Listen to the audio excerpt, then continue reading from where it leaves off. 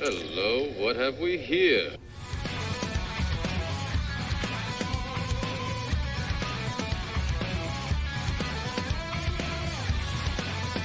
Welcome to IDP Nation, the place for IDP and draft coverage. We are your hosts, Dan and Daryl. We have you covered from your LB1 year taxi squad. We are IDP Nation.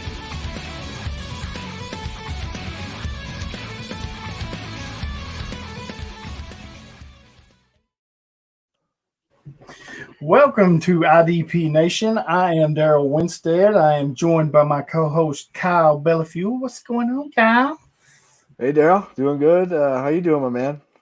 I'm feeling pretty good. I hear you're a little under the weather. Need a tissue or two. Yeah, that was coming. Yeah, a little under the weather. It was woke up with a sinus infection today, so that was fantastic. So I apologize if I sound horrible right now. Nope, you sound the same. Okay. No, those sinus allergies, they suck, man. They really do. So Not great. no, better you than me though. So Right. we have a guest with us today. Yep. Yeah. How you doing, gentlemen? What's going on, Jorge?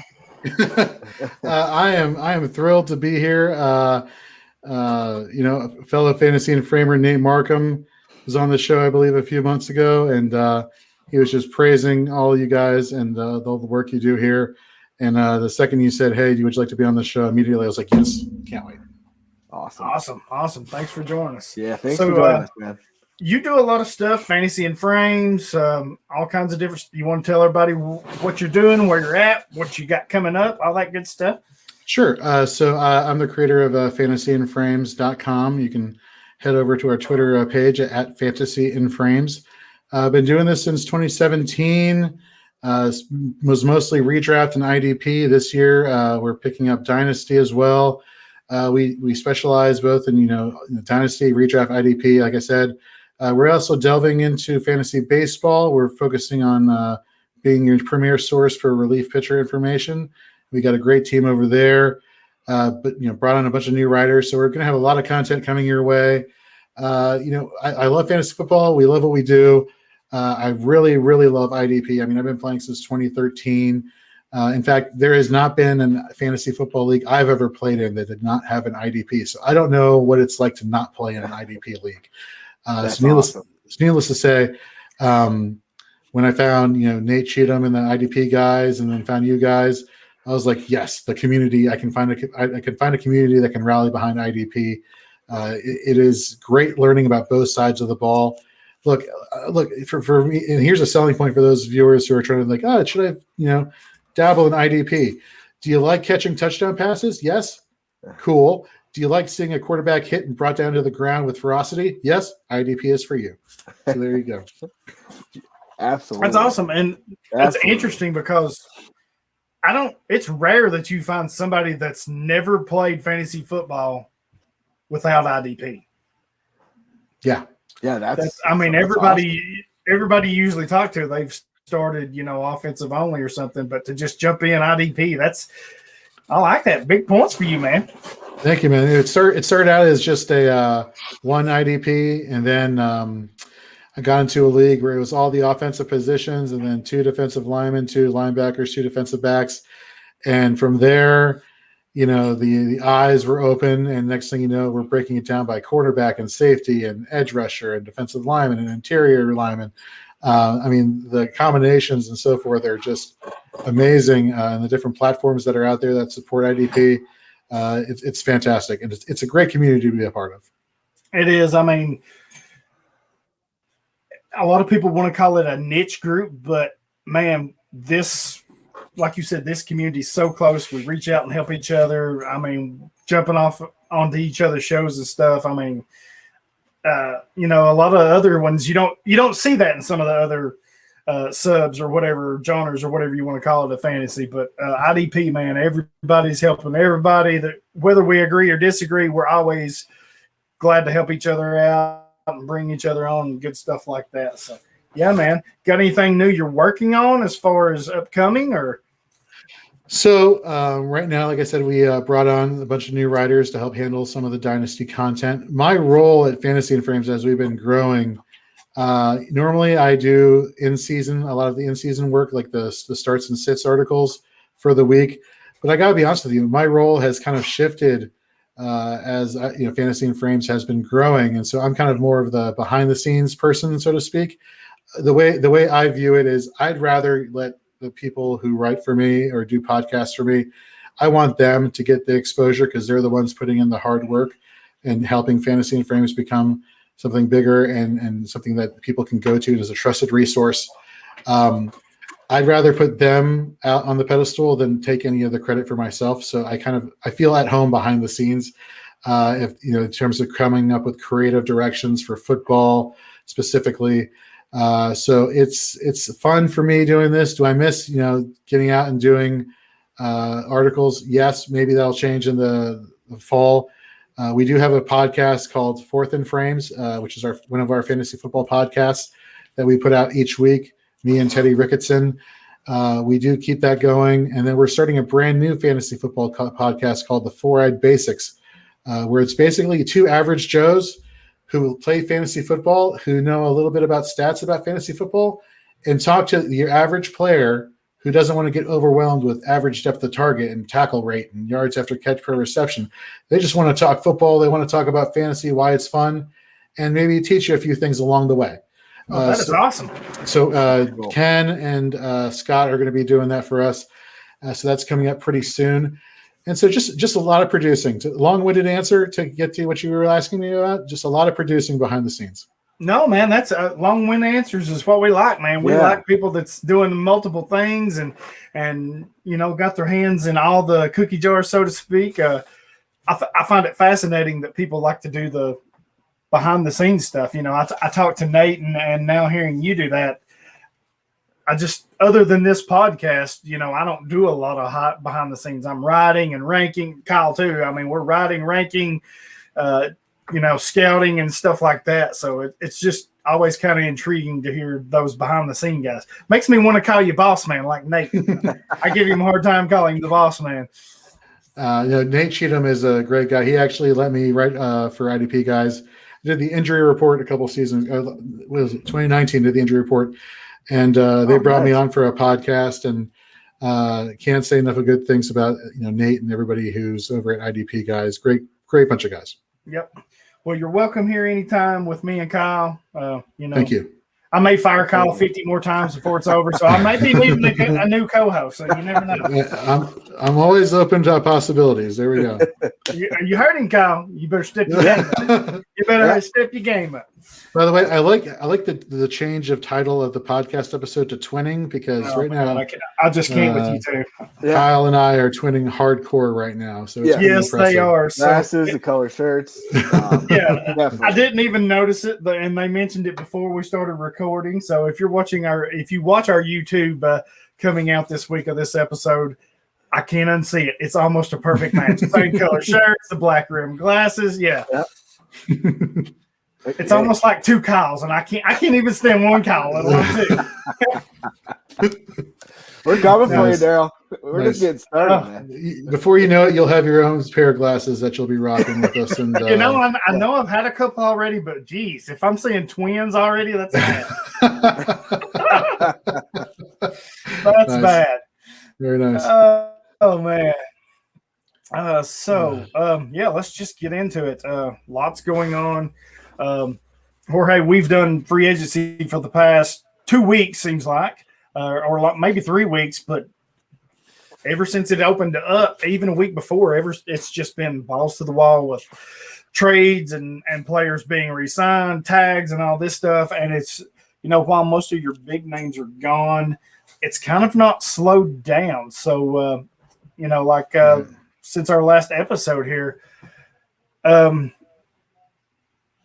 don't know what my page is doing here. Kyle, go ahead. My page is loading for some reason. Okay. Want to hit into news and notes? Hit the news and notes, man. Yeah, first thing on the ticket here is the NFL expanding to a 17-game schedule.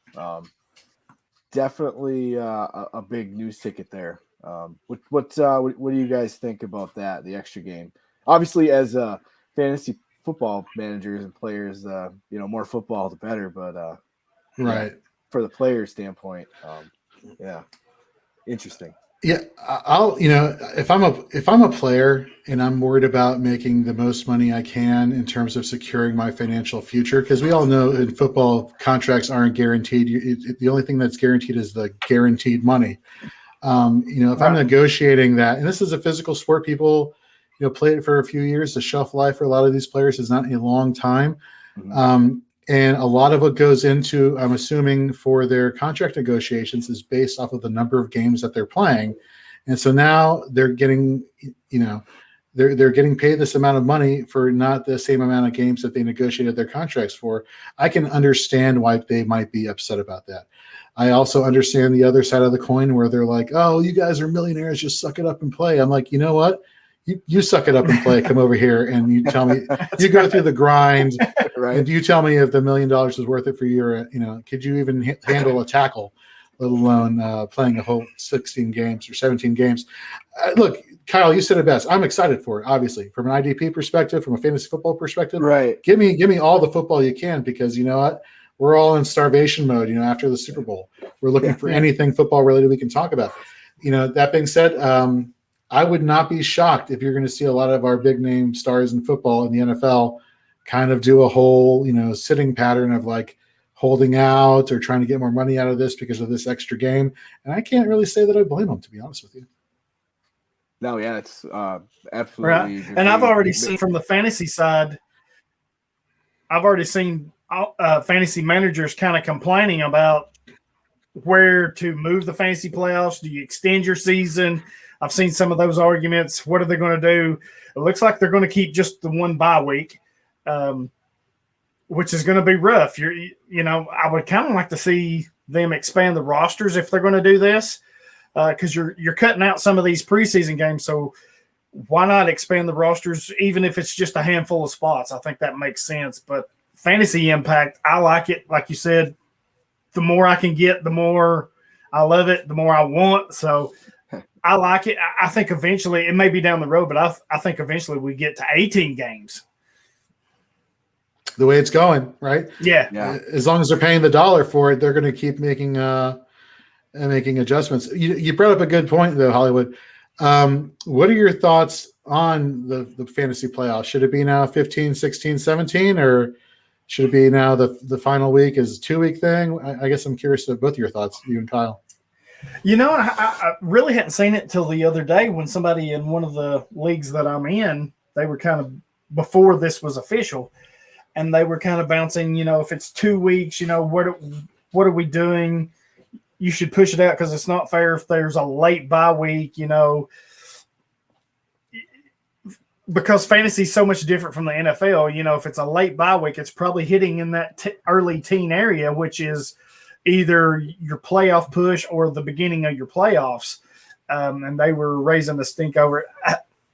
I'm cool with it. I mean, I've not changed my leagues just yet because, like I said, I found out today. I'll probably just run it by my league mates and see what they want to do. I'm kind of all for it because we do 13 games. So, to get an extra game, right. I'm not hating it, and I'm not hating it, or I'm not saying, we have to do it, but for me, I can go either way. It's as long as it's set up fair, I'm okay with it. Right. That makes a lot of sense. Yeah, I'm on the same line there. Most of my leagues are set up the same way, 13 weeks, and then the Super Bowl is week 16 or championship. So, I guess the first thought is just shift it a week and have, 14 weeks regular season. But I'm sure there'll be some discussion and some polls to be voted on in the many leagues on what. But like Jorge said, you could do a 2-week championship too as well, or lots of different options. My one concern that I kind of want to see is the leagues that I run. I've always stayed away from that week 17, just because of teams having locks, resting players. Now I want to see if that continues. If you're I don't know, 12-3, and you've got a 3-game lead, are you going to, instead of taking a 1-game, week 17 layoff, are you going to take a week 17 and 18 week? Are you going to rest them kind of for 2 weeks now? Are you going to split, are you going to rest Tyreek Hill 1 week and then rest Travis Kelce the next? Or, that does give me a little pause, a little concern, because I want to see how that works. But because you never know with these teams. You don't know what their mindset is or what they're going to do. I think for now, for me in my leagues, I'm probably going to hold where I'm at and not change the schedule till I can see that.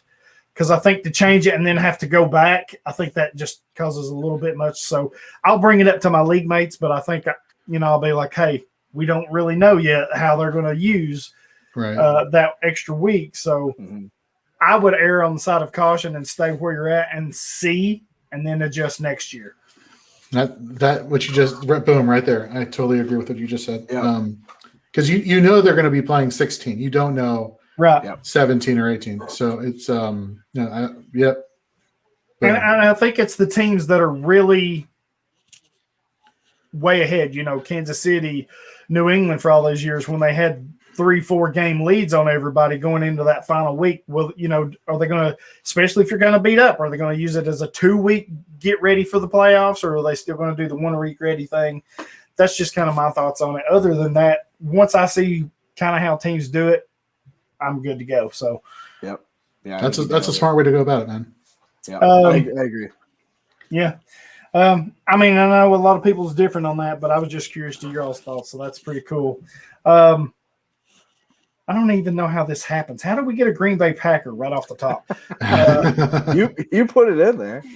Don't you dare blame. You moved this around, Kyle.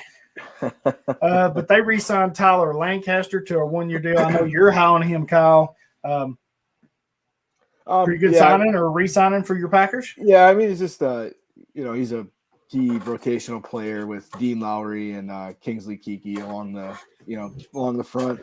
By no means is he a IDP relevant player, because stats wise he doesn't really put up big numbers. But as far as for the actual Green Bay defense, solid re-signing, bring him back. You know what he is. He does his job, does what he's asked, and it's definitely a smart move by Green Bay, but not the biggest IDP signing by any means. He's not going to put up too many points.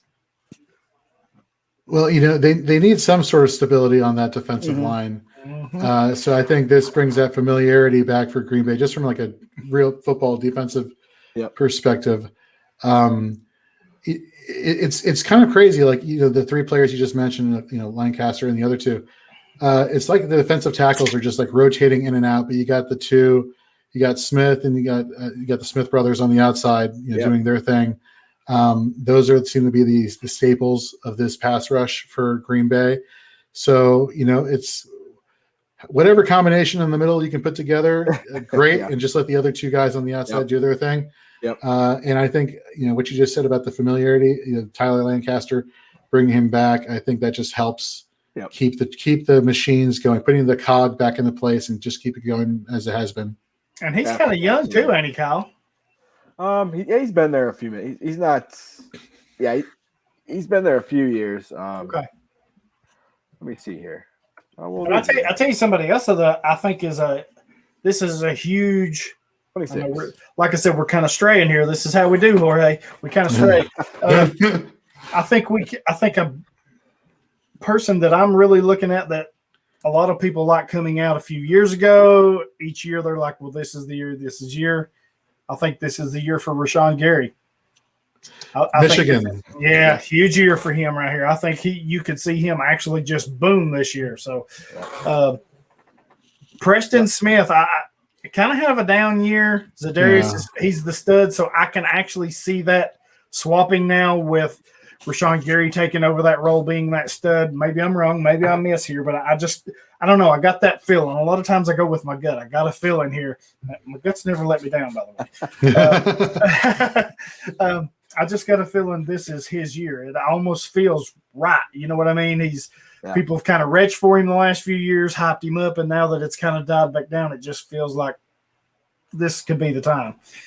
It needs to be, right? First round pedigree. Like eventually, you kind of have to show what you got. And it's a little telling that despite how bad Preston played last year, comparatively for IDP purposes, that Gary wasn't available enough to kind of take control of that position.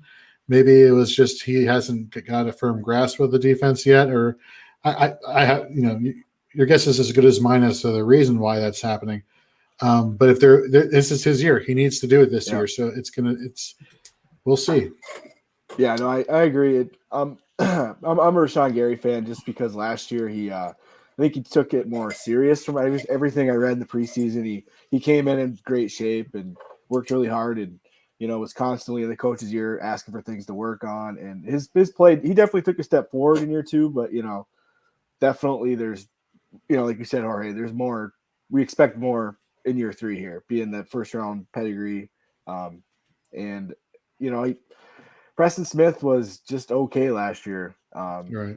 If he continues that kind of play, then Rashawn Gary's going to have to step up a little bit more, even.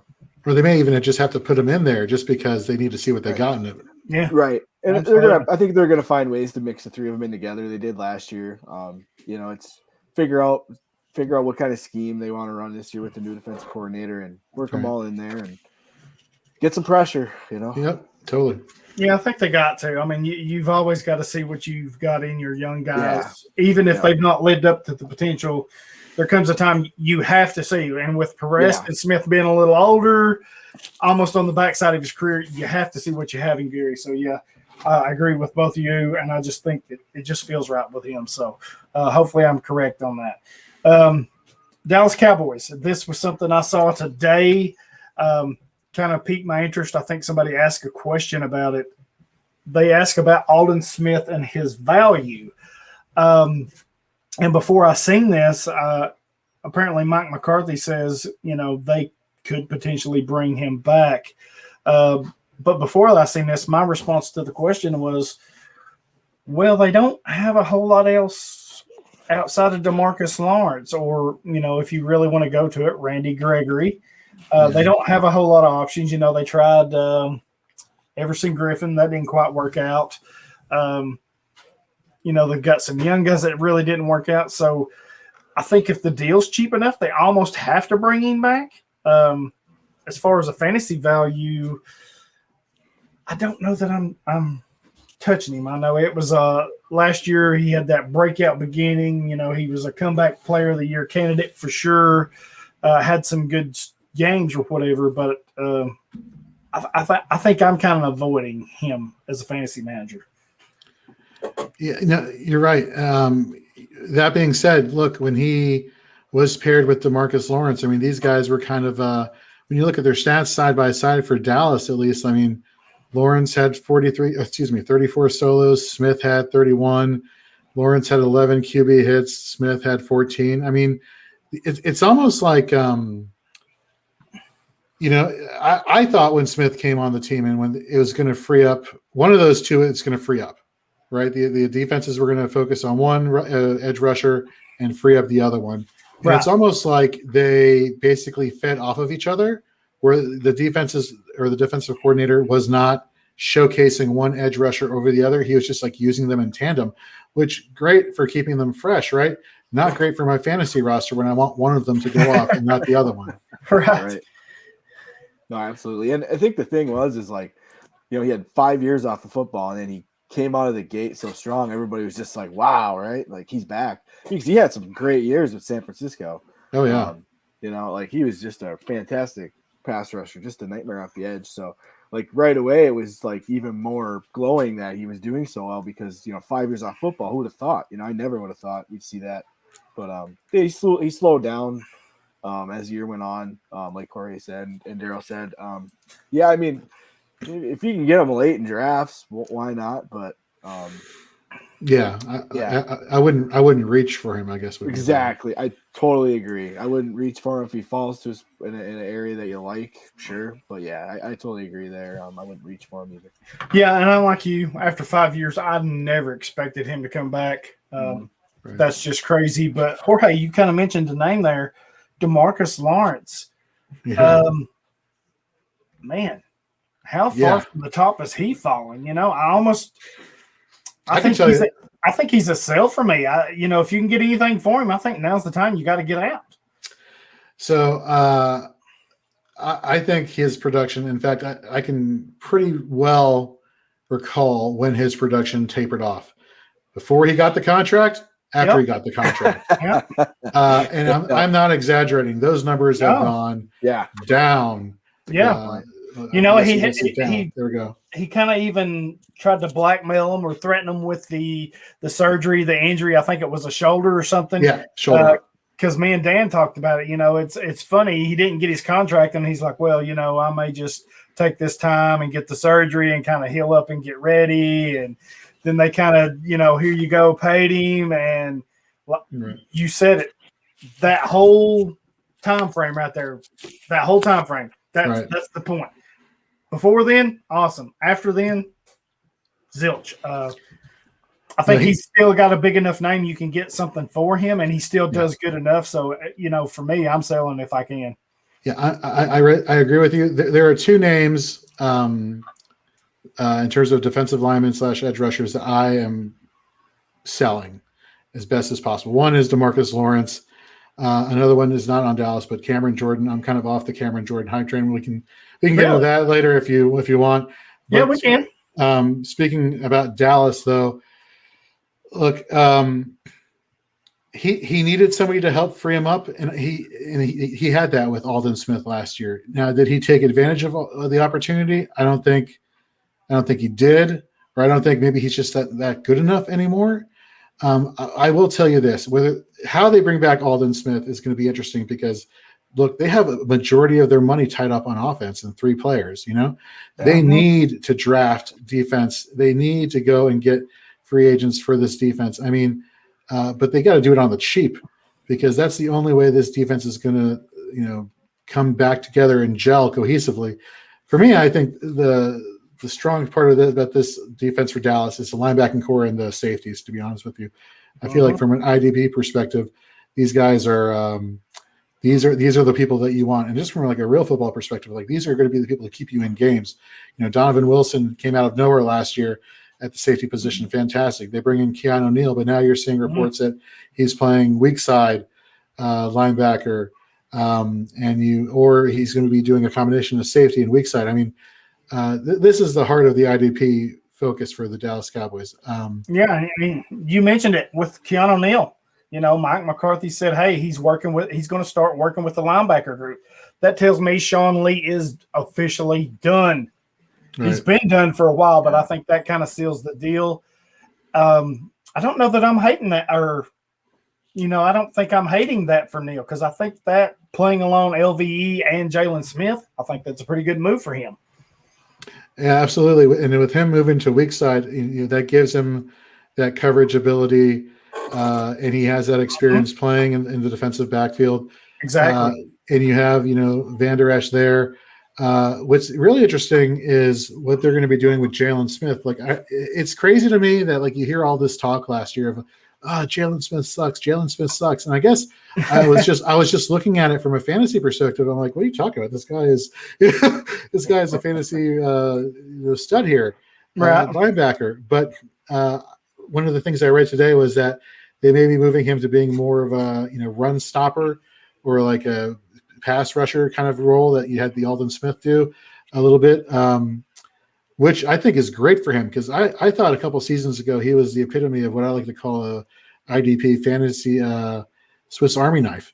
This guy could do everything from getting the sacks to getting the tackles. I mean, he was sideline to sideline, and then something just went horrifically wrong last year in the complete opposite direction. And I'm hoping with them bringing in Dan Quinn to shore up that defense that his career trajectory takes a turn for the better.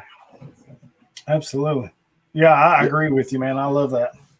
Yeah, that's a great point. It'll be interesting to see how the offseason kind of transpires with that whole linebacker unit with Keanu Neal in the mix, and like you said, with Jalen Smith's role maybe changing a bit because he can rush.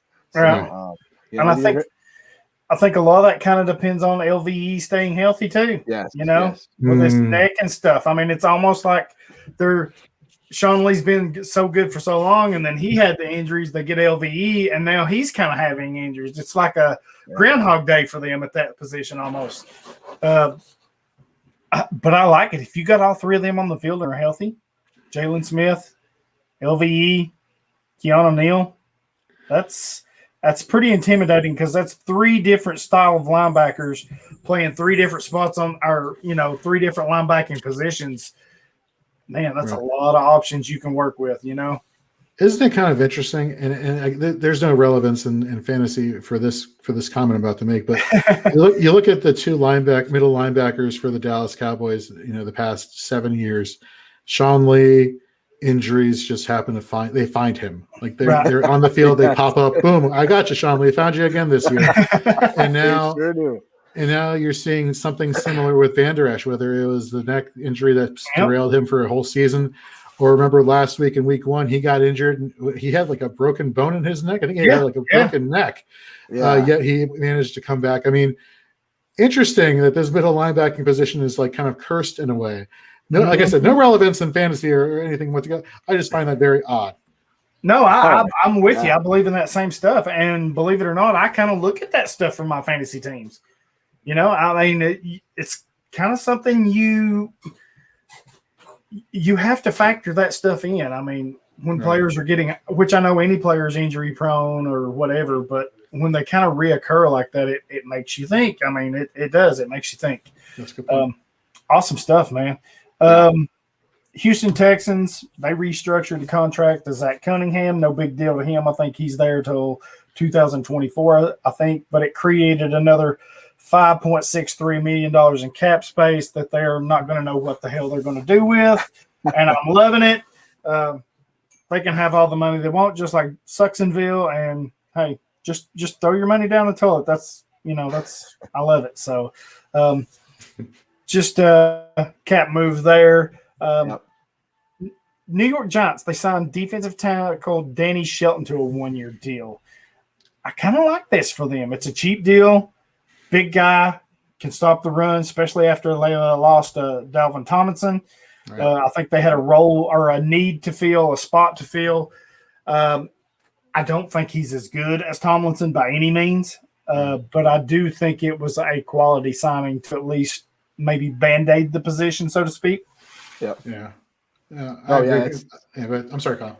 Oh, no, I was to say that I totally agree. Filling that need for a guy in the middle to eat up blockers and keep Blake Martinez free.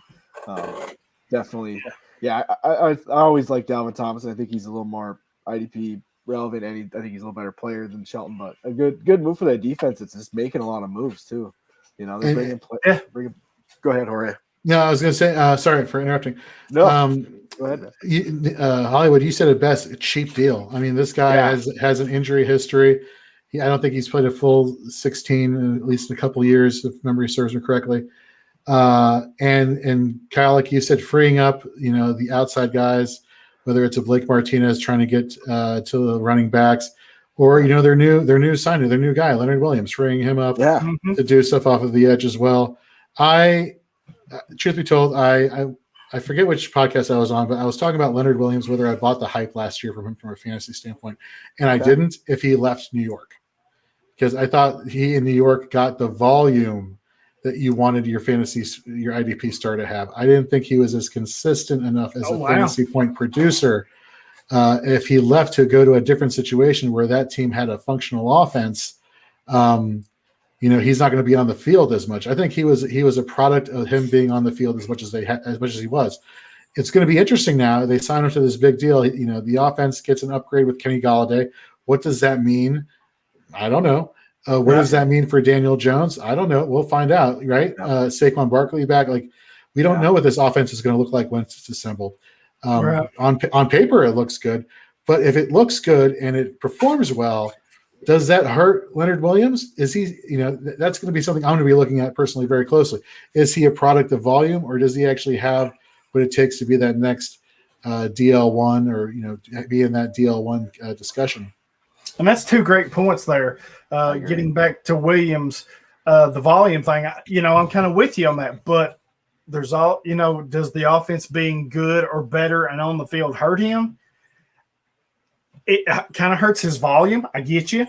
Right. But there's also if I could speak here, if there's also something to be said for how many years did we see it in Indianapolis? You're playing with a lead, and those defensive ends, that defensive front, can pin their ears back and just go freaking get it.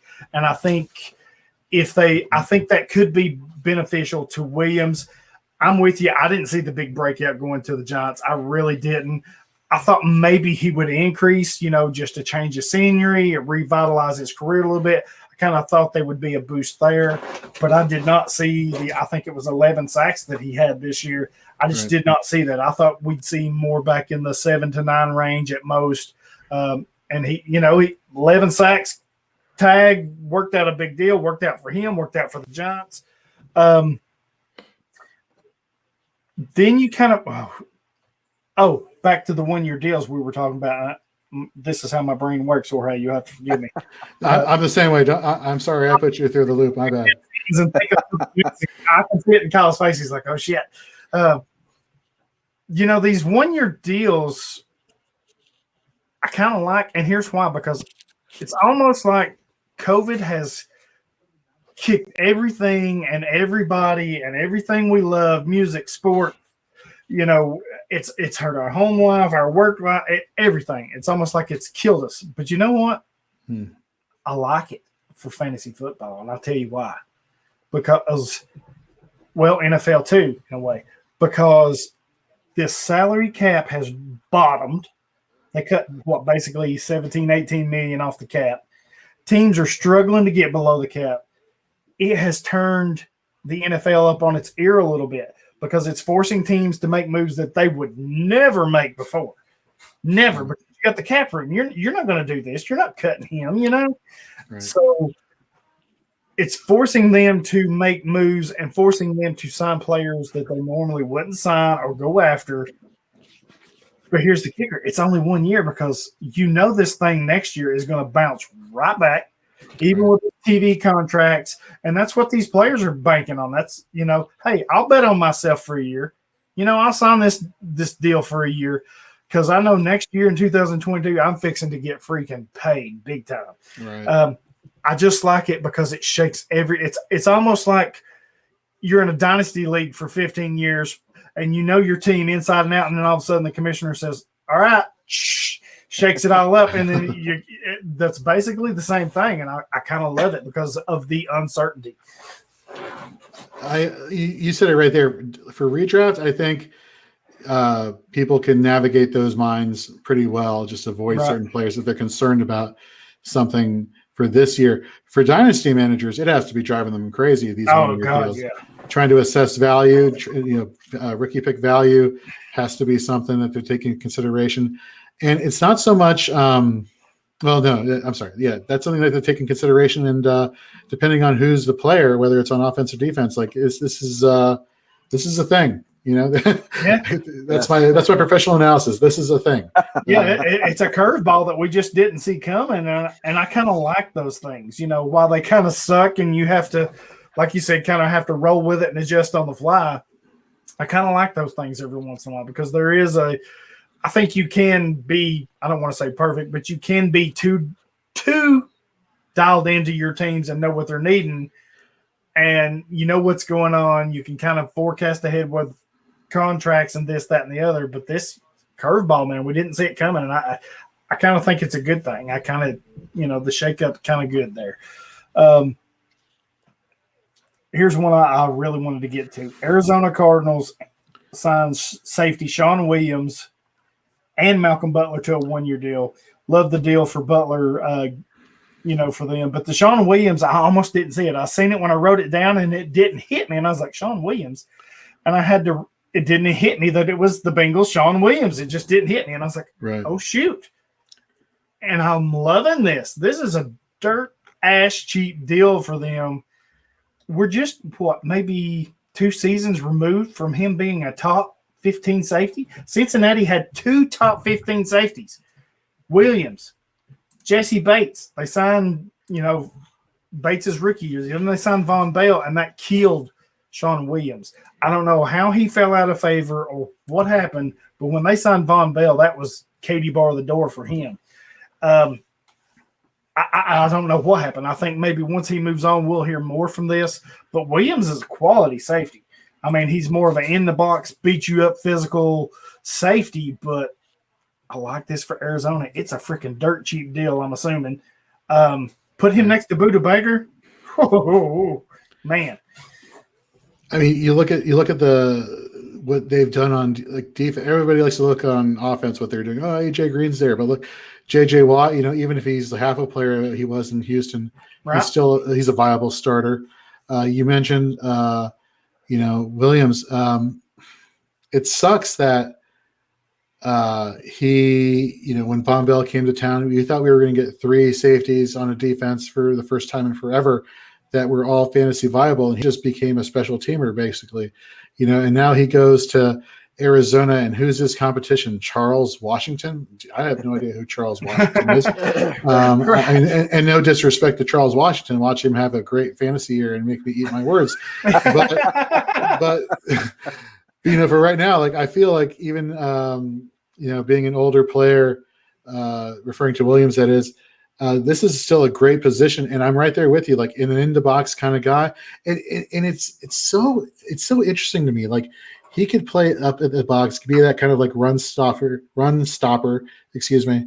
And then you got a guy like Isaiah Williams, who coming off of his rookie season, he had that one great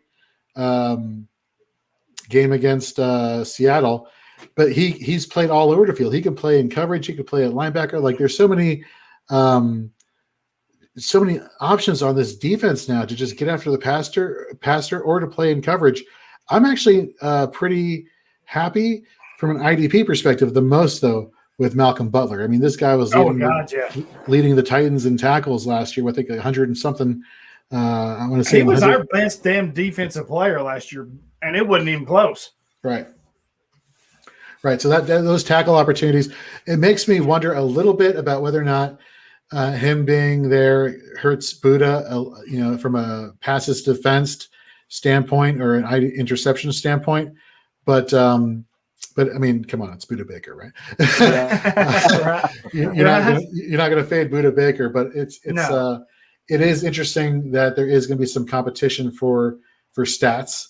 You look at another team in this division, the Seattle Seahawks. One of the things I said during the middle of the season was, look, I'm watching how Bobby Wagner is getting his tackles when Jamal Adams isn't in the lineup. And then when Jamal Adams is in the lineup, those tackles aren't coming as frequently as they had been, just because I think Adams was in the backfield in every play before Bobby Wagner can get there.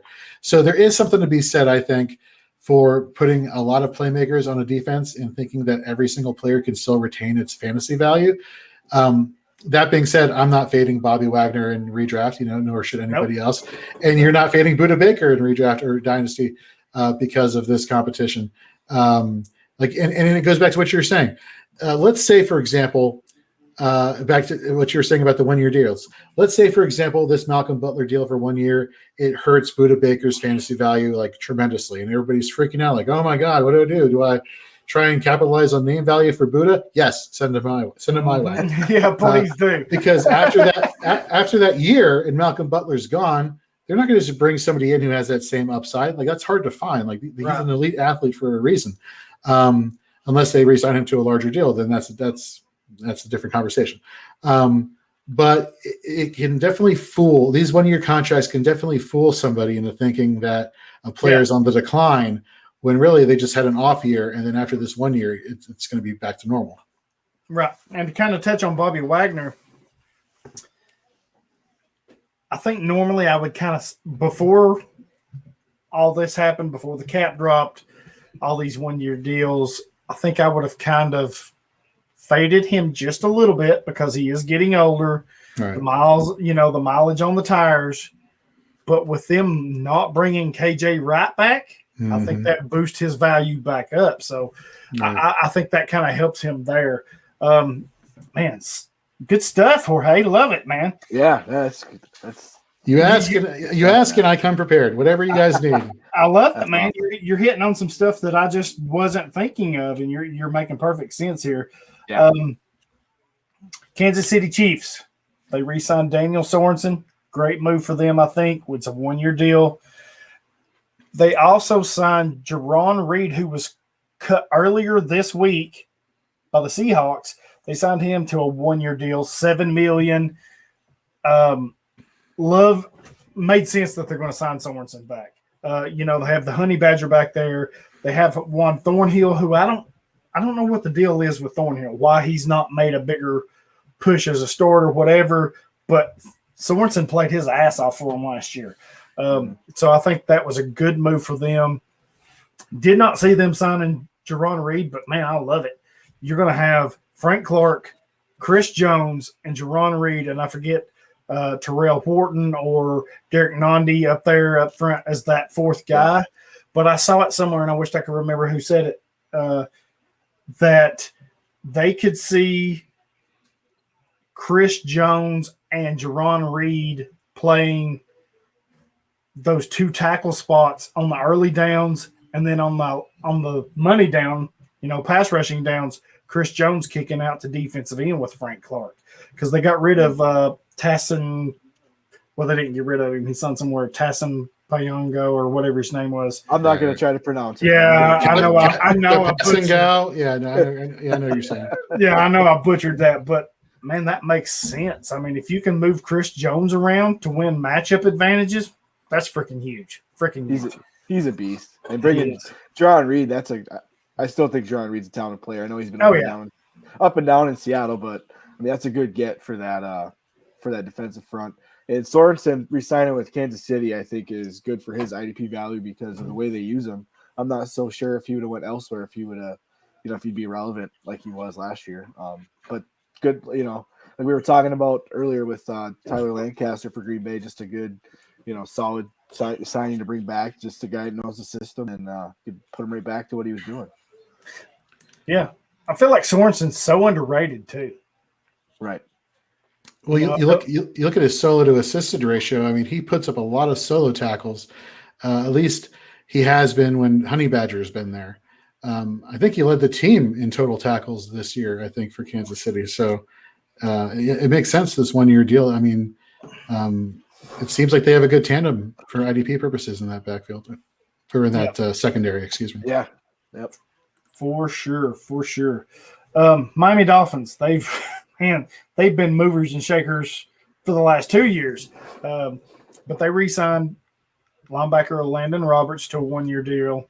I think they kind of want him for that familiarity, that kind of leadership role. I like that for them. I'm sure it didn't cost them very much. So I like that for them. Got any thoughts on him? Or yeah, I mean, he hurt himself, I want to say, in week 16 or 15 for the season. That put him on IR. So he is further down the depth chart, at the linebacking position. But I think you hit the nail right on the head. He comes back healthy. He's a good, rotational player. If need be, he brings that depth. But look, let's not kid ourselves. It's Jerome Baker and Bernardrick McKinney who are going to be the guys. Oh, yeah, absolutely. Everyone's talking about Van Ginkel. Yeah. Sure. We'll see, right? But I don't want to like Bill Parcells. I don't want to get the christening oil out a little too early without having to see what he can do on the field. But the opportunity is there for him. I just don't see Landon Roberts, cracking this starting lineup. But who knows? Right. Yeah, I definitely think he's just more of a depth guy. He's had a few splash weeks here and there, but he's more of a depth guy, familiar with the system. So yeah, and I think he'll have a few games where he shines, just because he's familiar with the system and a pretty good player. But I think he'll have those spots that he'll shine. Here's one that was interesting to me: free agent safety Tony Jefferson. Loved him when he was playing for Baltimore. Such a good safety, but he's attempting a comeback. And I saw today that in 2 to 3 weeks, he has a visit set up with San Francisco. That if he's healthy and in shape, I know he was kind of out of, hurt or whatever and set out, but if he's 80% of what he was, I think San Francisco has to sign him. That's a big get for them. He's a tone setter. He has that aggressive, let me lead you, let me show you how to do this, physicality, I'll bust you and don't care attitude. I love that in a safety. So with them signing Jaquiski Tart recently, do you think this Jefferson signing, if it does go to happen, do you see them splitting time, or do you think it's going to be going to be like a camp competition type of deal? Whether it's going to be Tart, I kind of think it's a competition deal because I gotta imagine, you never know how players are going to come back from an injury or whatever. Right. And this is just my opinion. I got to think if Jefferson, if Jefferson is 80% of what he used to be a couple of years ago, and that was a damn good safety.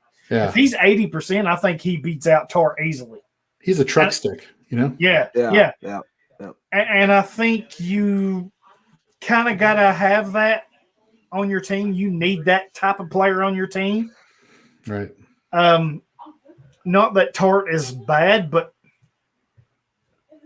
injuries have played a part in his career a little bit too much, and Jefferson does bring that consistency. I think if Jefferson is close to what he used to be, I think he wins that easily. I think it's a competition, and maybe that pushes Tart to another level. I don't know. If it's me, I would I think I would bet on Jefferson myself. Yeah, it'd be nice to see him come back healthy too. Yeah. Yeah. But yeah, go ahead, Jorge. Yeah. No, I was just going to piggyback off of what you guys just said, like the health being a factor, him coming back, going back to his time in Baltimore. I mean, he was a solid DB2 for you. The strong safety position. Everyone loves targeting strong safeties because nowadays they're crowding the line of scrimmage. But he was doing it too in coverage as well, even though he was strong safety. So he has that dual capability of being just an overall great safety. But I'm with you. The tone-setting nature of the hard-hitting action that he brings that mentality to that secondary that I think everyone is concerned with the 49ers front line pass rush. They're concerned with the linebacking core with Warner and Greenlaw now. But you don't really care too much about that secondary too much. And I think – I think you hit the nail right on the head. Tony Jefferson would bring that mentality and that physicality that they need. Yeah, completely agree with you. Staying in the NFC West, Seattle, they re-signed Carlos Dunlap to a 1-year deal. I thought them getting him last year in the second half of the season was huge. I mean, they were just desperate for a pass rush, and I think he had 5 sacks in the last 7-8 games or whatever it was there down the stretch. I think that was a huge boost to them. I think it was important for them to re-sign him because they, of course, getting rid of Jaron Reed. Right. You don't have a lot of else at the pass rushing position. Daryl Taylor was hurt, who I still like. I think it's going to be a good pass rusher for them, but you need that veteran presence, and I think he gives you that, and I think he's really good. He showed that last year. Like I said, I think it was 5 sacks in 7 games, maybe 8. But anyway, he was their best pass rusher outside of Jamal Adams down the stretch.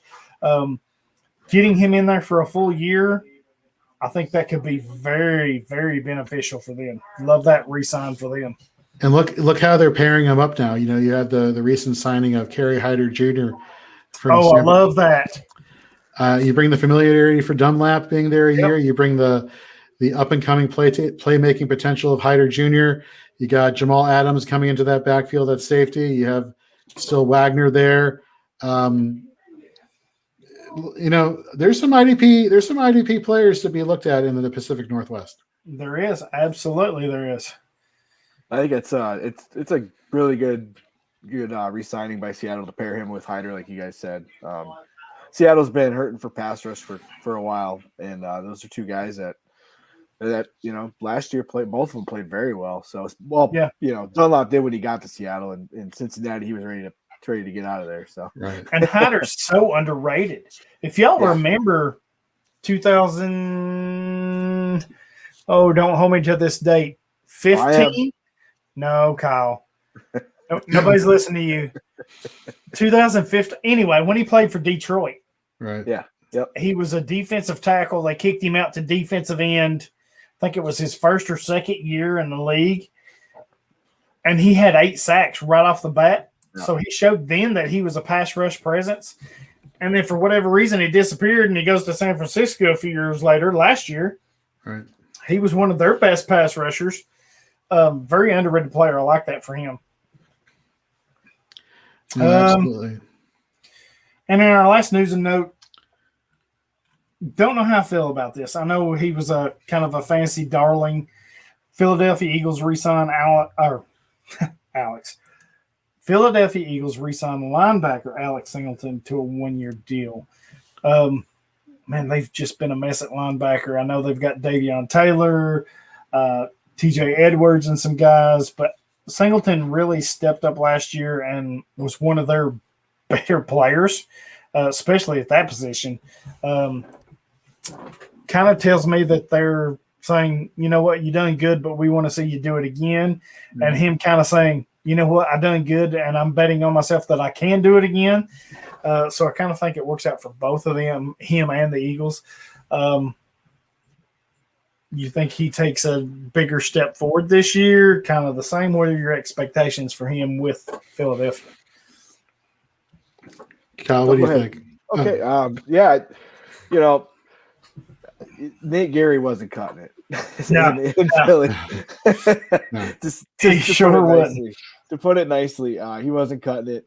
And when Singleton got out there, you could just see the difference he made for the defense. He brought a little more energy, and he played – he played downhill up by the line. He was more aggressive, and he ended up with like 120 tackles, if I remember right, something like that. Yeah, 120. Okay. And I believe they had him on an exclusive rights tag. So once I believe in that situation, once you tender them or tag them, you bring them back. They can't then negotiate, so you get him for that year. So it makes a lot of sense because he was.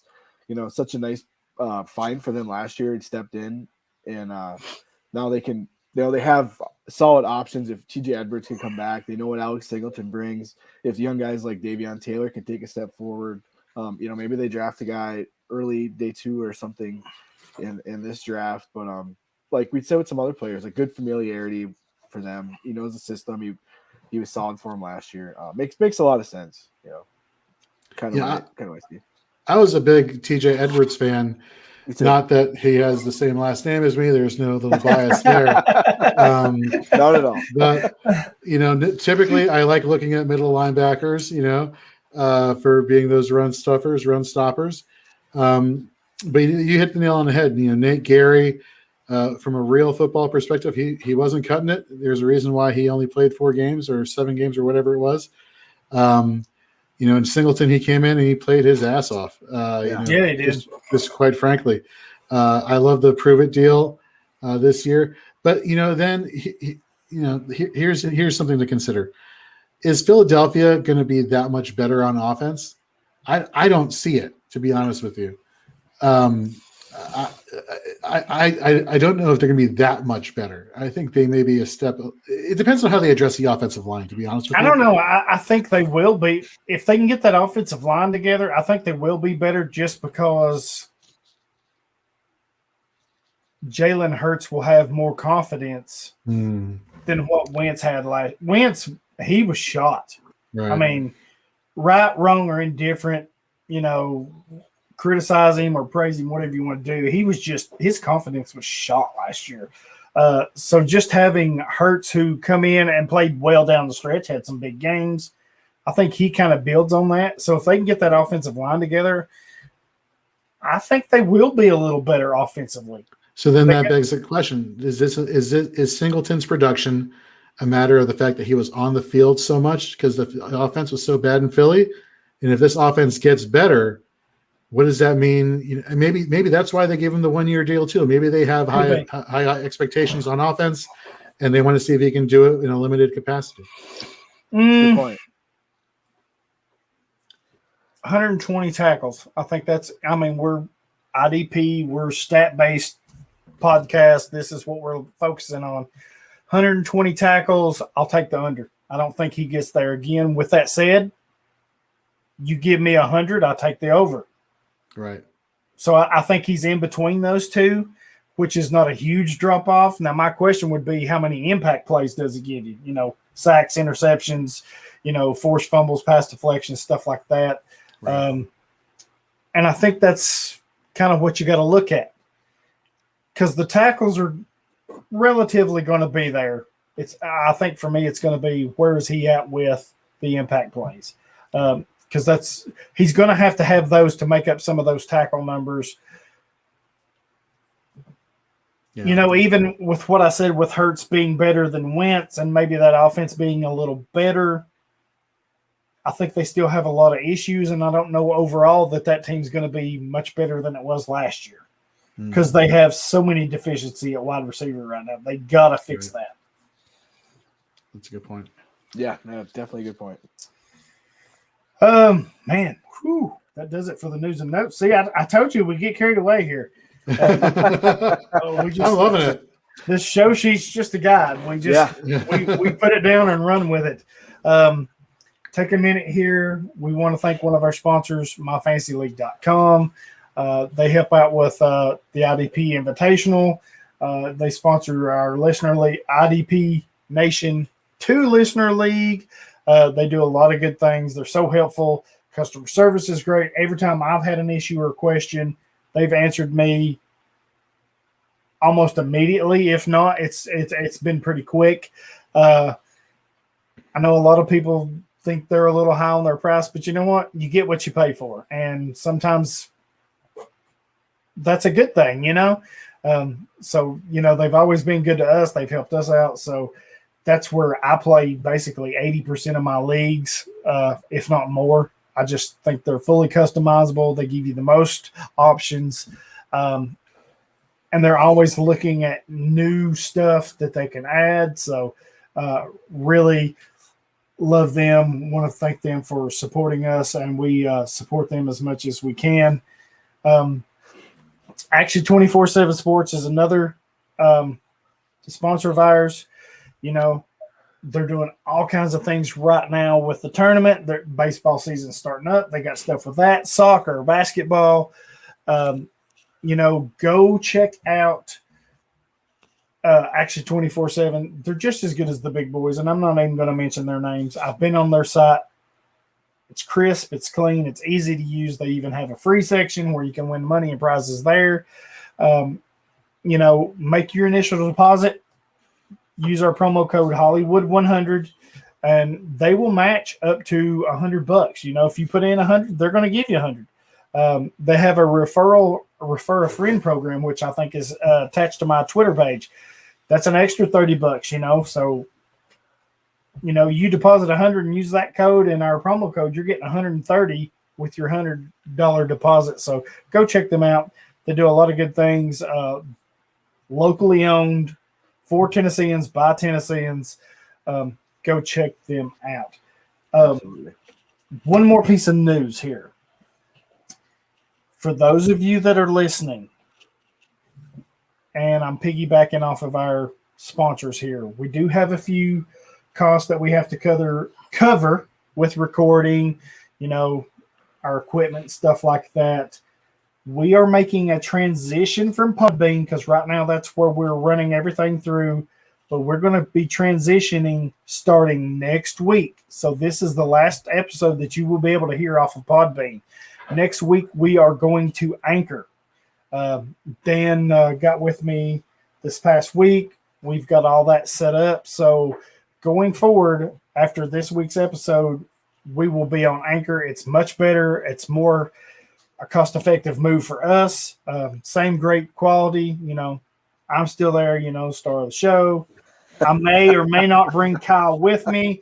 I was just going to ask if I was coming with. I've not decided yet because I'm liking what Jorge's bringing to the show. I mean, I'm liking it. So I don't know, Kyle. I'm going to have to think this week. I really am. Okay. But all jokes aside, just go check us out on Anchor now. Just a little something we're doing, it's COVID. So, money's tight with everything. So, but even besides that, it's much better. It's more easy for us to use and set up stuff. So we're going to switch from Podbean to Anchor. I like more of the features they have for the podcasters. As far as stats and analytics and stuff like that, more of a breakdown. So, plus it's cheaper, which is a win-win for us. So I just wanted to alert everybody, this will be the last episode on Podbean, and then starting next week, we will be on Anchor. Whew. Damn, Kyle. I'm tired of just talking, man. You did an excellent job, buddy. Anchor's a great platform. We use that too. It's fantastic.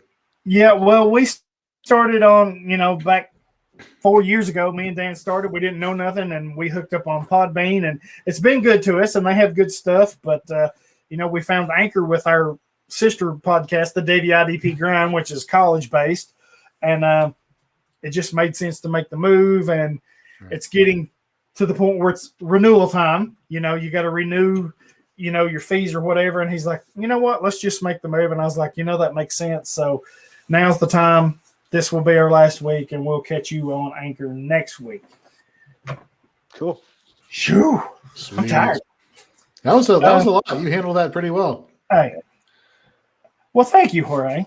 I appreciate that. See, Kyle sucking up to the boss never goes. That's right. It's never a bad thing. Okay. I got to start. I got to take. And they said brown nosing would get you nowhere. Damn.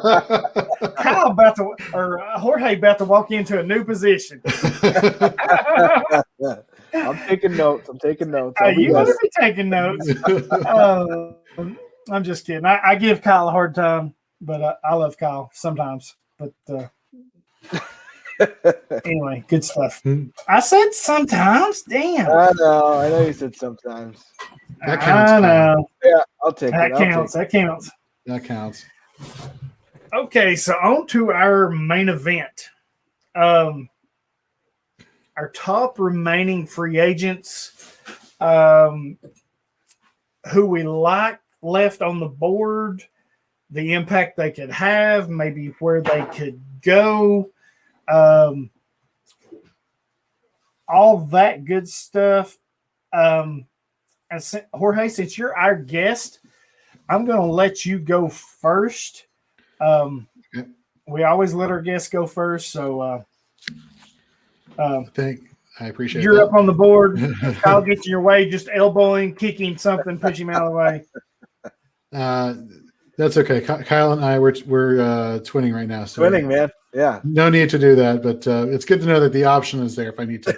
I can't with this twinning, dude. You said that earlier, and I have not unseen that yet. Good try, Daryl, but you're not turning Jorge against me. We're twinning. Nice.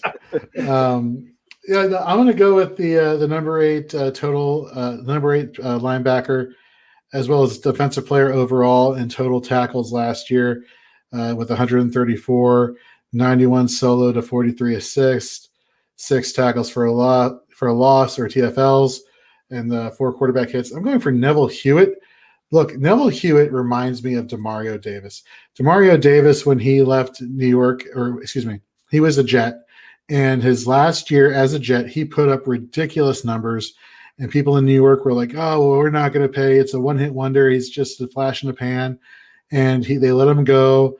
He tested free agency. He signed with New Orleans. Guess what? He's still a hashtag tackle machine. He can still do his thing. Yes. He's a playmaker. Fine. It's like the Jets are making the same mistake again, because Neville Hewitt last year had a great solo to assist ratio. He played his butt off this year. A high tackle volume, a volume tackler, another hashtag tackle machine. I don't understand why he has not been snatched up by some team. Maybe he's asking for too much. Maybe other teams just don't know any better. Maybe there's something we just don't know. But I still think wherever he lands, he has starting potential and can get you those fantasy points that you need and a high volume of them. especially from the solo tackle department. Yeah, super reliable too, right? I mean, Right. and he stepped up big time for that Jets defense with CJ Mosley holding out and Blake Cashman's hurt. Like he's just struggled with injury, and it's just Hewitt was just a mainstay, and he's just a tackle machine for us IDP managers, man. I'm curious why he's still sitting there. You think somebody would bring him in. Just it's nice, solid, stable option. It's definitely a name to keep an eye on here.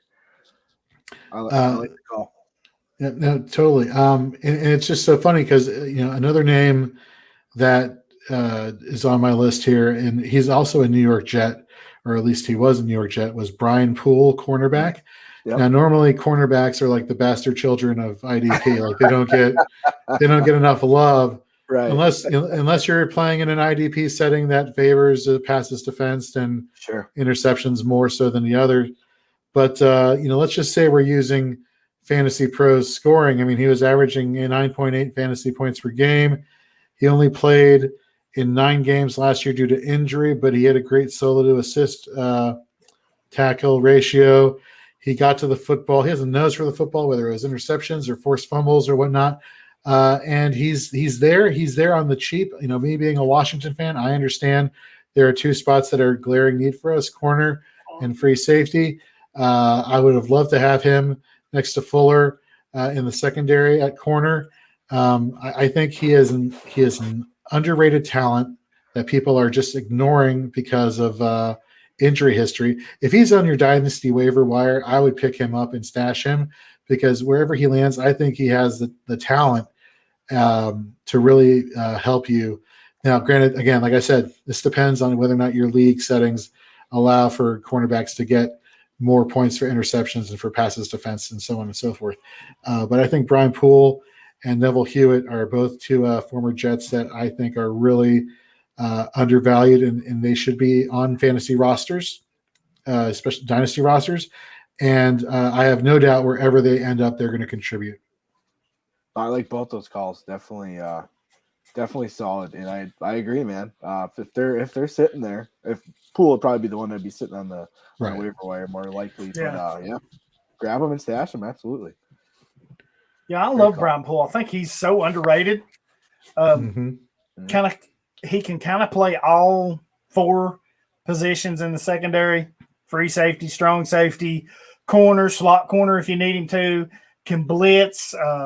Does good in coverage. Good tackler. So just such an underrated player. I like him. Neville Hewitt, I'm with Kyle. I don't think he's – of the 2, I think he's probably one rostered the most, just because corners kind of get streamed or whatever, or because of the generic position leagues. But if you're starting a corner, not a better cheap option than that. I mean absolutely. Should I keep going down my list of Sure, go right ahead. Yeah, cool. Yeah, for sure. So one is a linebacker, and I noticed during our pre-show notes here that Hollywood, you and I have a similar take on him. Tyrell Adams. This guy kind of came out of nowhere last year, right? With 125 total tackles. He's definitely a thumper. I had no idea he was going to be a free agent this year. I thought he was going to be there at least another year in Houston. They make the trade, obviously Houston with Miami for linebacker. And so Tyrell Adams, do I think he's a flash in the pan? He's these guys who play on bad offenses are always going to get me thinking, are you a product of the game script, or are you a product of your actual talent? Right. I see him, and I think you had put in the notes, he's visiting with the Bills currently. That's a good team. Yeah. That kind of concerns me from a game script perspective. If he was going to go to like a worse team or a poor performing team, I think I'd be a little bit more happy with the volume he'd be receiving. In case you haven't caught in the gist here, I'm a big volume person when it comes to. I get it. I would kind of suggest though, but him going to Buffalo, and not to cut you off, I'm so sorry. No, go for it. You have your concerns going to Buffalo, cutting into his volume. I would counter that with Buffalo is, as we all know, Green Bay, Buffalo, one of the more defensive scoring friendly teams. They like to hand those tackles out. So I can kind of see that being, I almost want to say, a push in a way. Do you see it the same way? No, that's a very good point. And let's be honest. Well, this is just my take here. I am not sold on Tremaine Edmonds being somebody that I can count on year in and year out as an LB hot lineman. Hot take from Jorge. I like it. I get it. He's an impressive player, but he I'm going on Pro Football Reference trying to look at the different tackles. That's fine. And it's funny that you said that, because my instant thought with us talking here was we're talking about Adams, but my bigger concern was, how does this hurt the value of Edmonds? Right. So Edmonds, he had 119 total tackles, 77 to 42. It's like you're trading one player for the other, but at the end of the day, Tyrell Adams outperformed Edmonds last year. I'd have to go back and look at Edmonds' previous seasons of stats to see how he's, look, he's a first-round pick. He has that pedigree. There are very few linebackers that can dominate. I just don't think he's dominated enough to warrant this, godly reverence that he gets, to be honest with you. I get you. I'm not saying that that's not possible, right. But it all depends on what Adams is really looking for and what the Bills are really looking for. If they're looking for Adams to be a depth piece, well, then that sucks for us for fantasy, right? But if he goes to a team that needs him to be a starter, I'm all in on the Tyrell Adams bandwagon. Me too. And let me hit you with this. Yeah. Adams, he's going to, if he goes to Buffalo, big if, he's just visiting. We don't know. Right. He's not, this wouldn't be, help me, Kyle. My words are jumbling up here. Going to Buffalo with Edmonds wouldn't be a big deal for him, in my opinion, because look what he did last year in Houston. And guess who he was next to? Right. Zach Cunningham, who was third in the league in tackles, second in the league in tackles. Right. So, and he still got his. So going to Buffalo playing next to Edmonds, for me, that's not a big deal. I think if he gets a chance to start, he's still going to get his. I think it hurts Edmonds more than it hurts Adams. This is interesting to me. It really is, because, like you said, is he a one-year wonder? Is it because Houston was just so terribly bad? I think those are factors. Are you buying or selling Adams right now, either one of you? Well, Buffalo did resign Matt Milano and paid him pretty decently. So, that's true. That's true. But you need 3 linebackers. Right. No, that's what I was going to say. They do, So buy or sell on Adams right now? In Buffalo or just in general? We'll say he goes to Buffalo. Let's say he goes to Buffalo. You buying or selling? I'm selling if he goes to Buffalo. I'm a known Tremaine Edmonds fan. I get you. I agree with what Jorge said. He hasn't quite taken that big leap that everybody's been waiting for, and he's just so young, and he's just this big athletic, physically imposing linebacker. But I think a lot of people thought he would be the next Roquan, Devin White, Devin Bush. Right. Yeah. And he's been solid since he's come in the league, and I'm a big fan of him. I liked Tacoma College, but he hasn't quite taken that huge step that we keep waiting for. It hasn't happened yet. But I think if Adams goes to Buffalo, it'll be tough for him to be very relevant with Edmonds and Milano there. So you're selling. What about you, Jorge? Yeah, if he's in Buffalo, I'm selling. Let's think about also like the teams he was playing. 6 games out of the regular season, in the AFC South. Look who he's playing. Jonathan Taylor, a run-heavy Indianapolis Colts team that gives you opportunities for tackles. 2 games against the Tennessee Titans with Derrick Henry running King up the Henry, gut. get it right. Excuse me. Sorry. I forgot who I was potting with. Yes, King Henry. Do you see his workouts lately with the armband and the push-ups and the chain around his neck? That dude is insane, man. Dude is nuts. He is insane. But look, like racking up tackle opportunities there. Jacksonville, James Robinson racking up tackle opportunities there. What kind of tackle opportunities is he getting against opponents in the division in the AFC East if he goes to Buffalo? I don't even know who the running back for the Jets is currently. We never know who the running back is going to be for New England, and they spent all this money on tight ends and Nelson Aguilar. It makes you wonder if they're going to stretch the field a little bit more. Plus, they got Edelman coming back. You go to Miami, okay, there's Myles Gaskin if they keep him as the starter. If they draft somebody else, well, then that's the running game right there. So you have maybe one team with a running back and a running game that can give you tackle upside versus you had 3 different players in the AFC South. I just don't see it. I'm selling if he goes to Buffalo. If he goes to a linebacker needy team that needs him to be the man, then I'm all on board. Yeah, no, I totally agree. That's a great points made there. Okay, so if he goes to Buffalo, are you buying or selling Adams? Or not Adams, I'm sorry, Edmonds. That's the question, right? I personally don't have any shares of Tremaine Edmonds, so I'm going to take the easy way out and say I don't have to worry about that. But if I'm the fantasy manager and I have Edmonds, and if I'm the dynasty manager and I have Edmonds and Tyrell Adams signs, I think I'm a little bit. I'm not as concerned, and it goes back to what your point was about he was able to coexist with Zach Cunningham, and they both got their high tackle numbers there. Fine. But I would feel more comfortable if he was someplace else. That being said, for Edmonds, in terms of whether I would sell him, at this point, I know what I got with Edmonds. He's a solid LB1, LB2.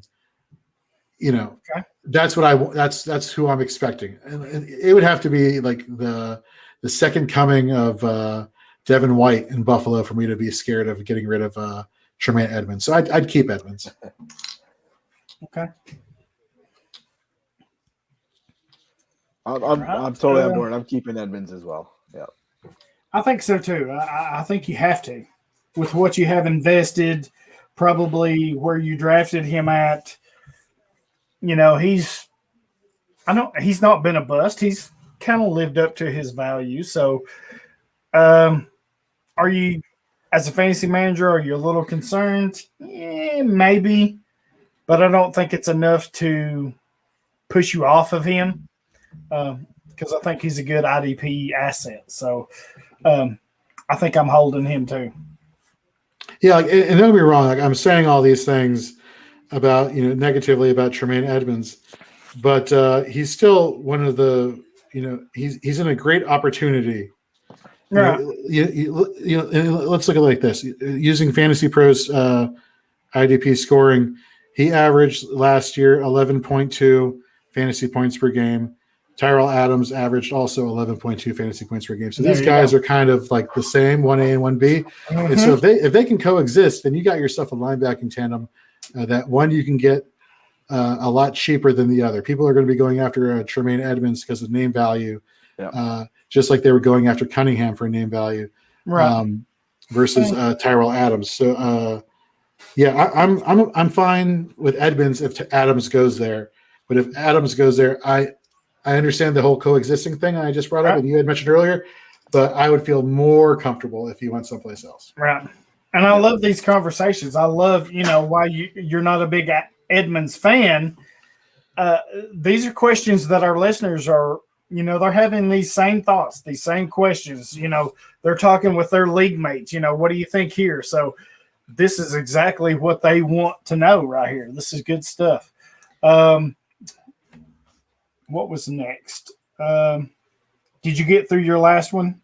No. So my last one is, and I think I forget who we have in common. I think well, it doesn't matter. Eric Wilson, linebacker formerly of the Minnesota Vikings. I call them. So Nate Markham, who's been on your show, he's one of our IDP analysts over at fantasyandframes.com. Love Nate. Nate's a great guy. He's fantastic. One of the things we said about these guys in Minnesota, the linebacking core last year, is the Eric brothers. Like if it wasn't Eric Kendricks, making plays in IDP, it was Eric Wilson. And a fun fact, according to PFF, when Eric Wilson is targeted in the passing game, he actually causes the quarterback to have a very low NFL passer rating. So believe it or not, he's actually pretty decent in coverage.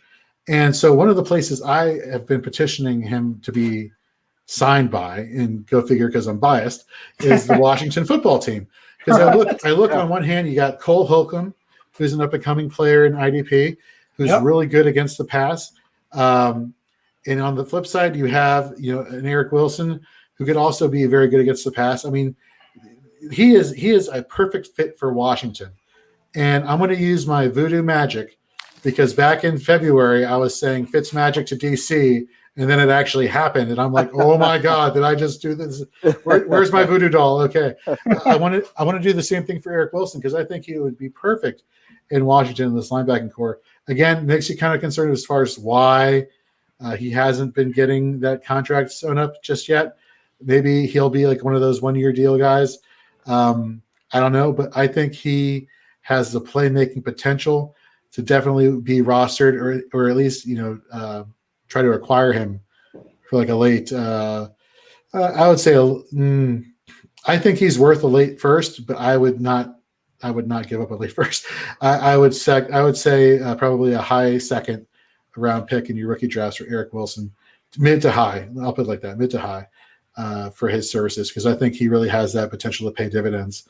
I mean, 8 passes defensed, 9 tackles for a loss, 122 total tackles last year. Just a great IDP asset. Yeah, he had a big year. Yeah, he did. Absolutely. Kyle, you're up. I'm gonna let you go. All right, buddy. My first guy I have is KJ Wright. I mean, he's been just rock solid in Seattle. He's getting up there in age, but he still showed last year that he's still got some juice left in the tank. Doesn't appear there. He said he's not taking a hometown discount to come back to Seattle, right? So yeah, I saw that. Yeah, I mean, there's a good veteran linebacker that's still available for somebody. Always been a big KJ Wright fan. Yeah, somebody's gonna get a really good player. I'll just go through them quick here. Another one I had, Avery Williamson. He went made the move to Pittsburgh last year, and man, he stepped up for them big. He had some really big weeks to finish the season. I've always been an Avery Williamson fan. Daryl, Avery Williamson. He was a tight. I do. I do know him well. He had injuries there. I think did he have an ACL, I believe it was. I think so. Yes. Yeah, but he came back this year and showed he still got it, and he played really well for Pittsburgh down the stretch. Another linebacker I had here is Devonjay Campbell. He had that big year with Atlanta 2 years ago. He had like 129 tackles, I think it was. It's a real big year, and then he took a one year kind of prove it deal with Arizona, and he had 99 tackles this year, 7 tackles for loss and 2 sacks. So I mean, he had a pretty solid year. The snaps kind of were all over at the towards the end of the year, and they're mixing in the young guy with Isaiah Simmons and right. They got a lot of nice pieces there in Arizona. So I mean, he's still available, and he's a player that I think he's 28 or 29. So I mean, he's still got some left, and somebody's going to get a good player with him. And then I have a guy I've always been a fan of, Ryan Kerrigan. Mm-hmm. He's just I've always just thought he was just a really good pass rusher. He was just fantastic for Washington. That Washington line is pretty good. So a little bit. It's pretty good.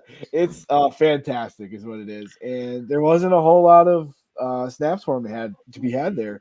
So he only ended up playing 38% of the snaps of the defensive snaps this year, which is a career low for him. Still had 5.5 sacks. He's getting up there. I think he's 33, but he could go to a team and be a nice veteran presence for them and provide a nice spark off the edge, whether he's playing 50, 60% or a rotational piece. He's still got something to give, I think. So, anybody have any opinions on any of those guys so far? I'm loving the Devonjay Campbell. You know, he had that great year in Atlanta, and then immediately in free agency, the Cardinals just went and snatched him up real quick. Yeah. And then, you know, they just happened to have Isaiah Simmons fall in their lap in the draft. Right. And so you bring in, you know, J.J. Watt. You still, you know, they got rid of Reddick, I think, right? Reddick, he went to Carolina. Yep. So I don't know. Arizona seems kind of set though at linebacker, right? Right. You think, but he has talent. He has the ability, and he's probably somebody as an outside rusher who can play end. Also, I believe he played end, and I could be wrong, in Atlanta. But he's definitely a talented player. And look, pass rushers and linebackers who play that dual role, those are you know, very hard to find. And so I think he definitely has the talent. Definitely worth being on your roster. Avery Williamson, right? You talked about Avery Williamson. So yes. Yep. I'm a little concerned. Like, why didn't Pittsburgh keep him? Yeah. Do they just have trust in their farm system for linebackers, which I feel like they have now?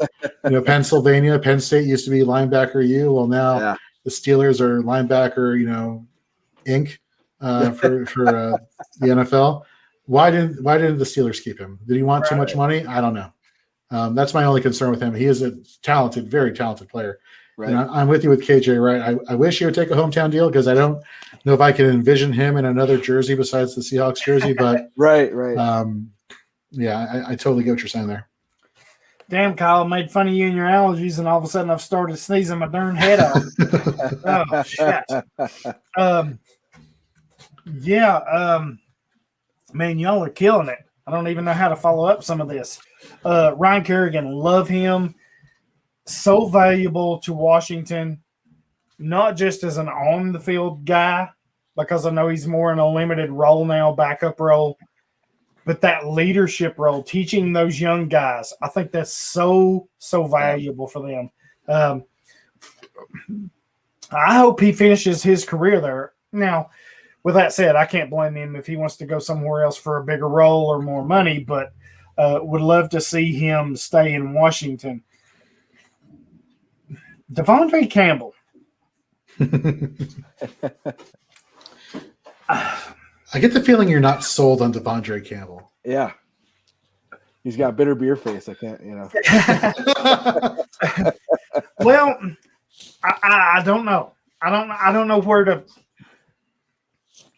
Yeah, I'll admit some of this has to do with Vic Beasley, the 1-year breakout, comes to Tennessee, steals our freaking money, spending it on hot wings and hookers down in Atlanta. You know, I get it. In that order, by the way. That order, yes, absolutely. Hot wings are no joke. No, I got you. Hey, if they're Nashville hot, then definitely they're on top, baby. Have you? I know I'm sidetracking a bit here from what you're about to say. Go ahead. But have you ever had Prince's fried chicken? The hot Nashville hot chicken. It's called Prince's Cafe. Oh, yes. You've had that before? I hear it's like super, super hot. It's like on my bucket list of places to go travel when I go to Nashville. It will light you up. I ain't gonna lie, it'll light you up, but it's so good you can't get enough of it. Get enough of it. Nice. I don't know. I think Campbell is a much better player than Beasley was. We've talked about this at length on Beasley. He's just a bum.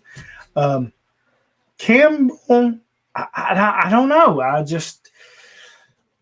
think it's there. The potential's there. I think I have to see where he lands, who signs him before I'm kind of willing to step out on that limb or what have you.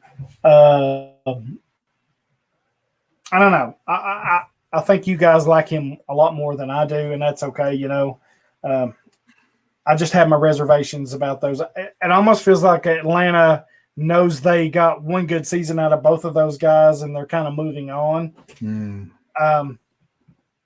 Maybe he lands somewhere and does good. I'm just kind of on the fence with him. Like I said, it could be some of the Vic Beasley blowback that I'm having right here. But right. Avery Williams, I'm with both of you on Williamson. I loved him. Loved him in Tennessee. Hated that he left. Loved him with the Jets. Hated it that he got there and left. went to Pittsburgh, and I thought, man, that's a great fit because Vince Williams was not the guy. They do have the young stud Devin Bush, who got hurt. And I thought, man, what a perfect fit for him to kind of mentor and teach that guy. Robert Spillane, though, he's the monkey wrench in this whole thing. I think for some reason Pittsburgh kind of seems to like him. Right. Mm-hmm. I don't personally because I think he's just a jag. He's just another guy. If I were running Pittsburgh, I would have Devin Bush and Avery Williamson. I just think that's where you go. Very good linebacker. Hope he lands somewhere else. Just kind of surprised they didn't choose to keep him. KJ Wright. Love that Kyle mentioned him. I think he's a super intelligent veteran at that second level where you need that experience. He kind of gets overshadowed by Bobby Wagner a lot in Seattle. Kyle mentioned it. I'm not giving you a hometown discount. You're going to pay up or I'm going somewhere else. That's basically what it comes down to. But how do you replace a perennial 100-plus tackle guy per season? And he's above average in coverage, so he's not hurting you there either. I think if somebody throws the money at him, I still like him, especially as a redraft option. We spoke about at length of Tyrell Adams. One-year wonder guy, I kind of think so, but it's a great one-year prove-it option for some team, a la Buffalo. Hey, we'll give you a one-year deal. You come in here. I think it works out for both of them.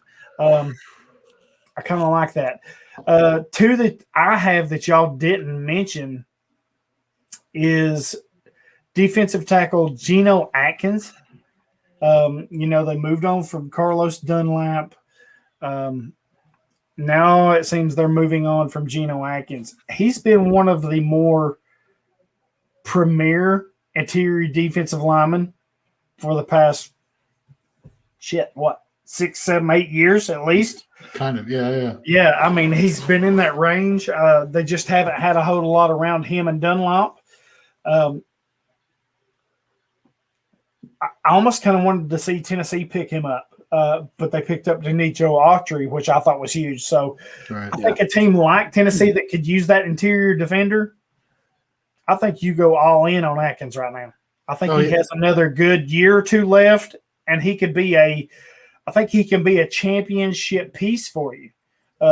Dallas, which I know they don't have the cap room, that's one thing, but if you're serious about pushing, that would be a great landing spot. I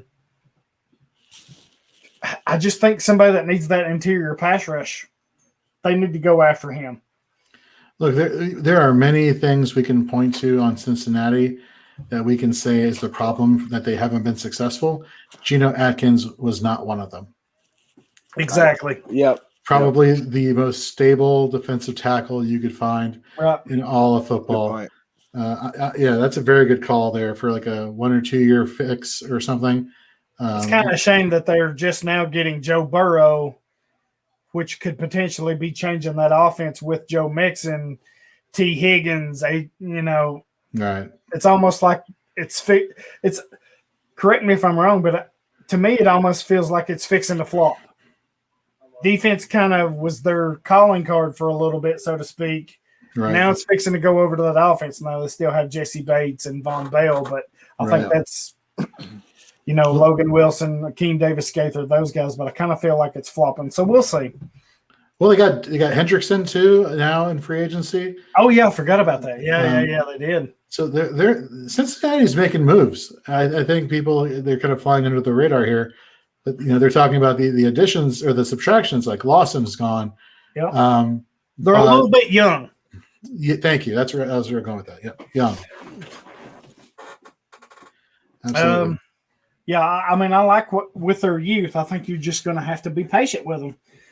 And then my last one, Kenny Vaccaro, strong safety. Man, I hated to see that Tennessee moved on from him. And I think had this cap number hadn't dropped, there's no way he gets out of Tennessee. Such a perfect fit with Kevin Byard. such a perfect fit for our defense. But this, he was just a cap casualty, and not because Tennessee couldn't afford to pay him. It was just because league wide, we talked about it earlier, this big $17, $18 million drop. This is a perfect example of a move that never happens if this cap stays where it's at. He doesn't get out of Tennessee. I know they signed him to a 1-year deal last year, but he doesn't leave if this cap doesn't drop. With that said, it kind of helped that you had a Monty Hooker, a guy that they drafted, that they like, has played really well. It kind of helps that you have him sitting in the wings when he had his moments, he shined.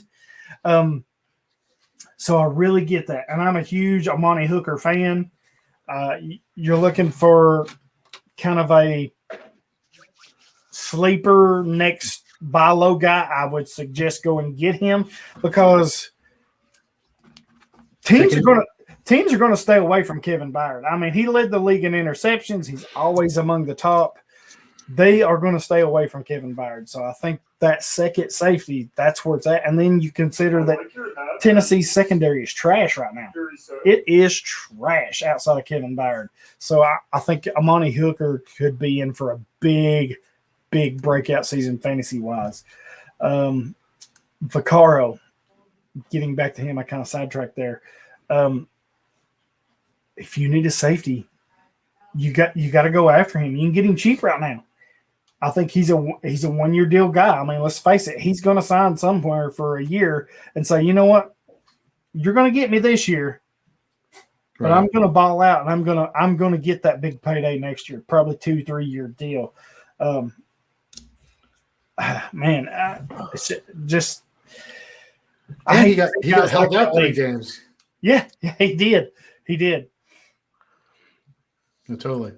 He has his 60. Again, he has the numbers that you want, right? You want to get the guy that has the good solo to assist, especially for a strong safety. You want the guy who can get to the ball. He has a trouble recovery. He has, maybe not the greatest pass coverage guy with only 5 passes defense, but he is what he is. He's a thumper. Yep. And he does it well.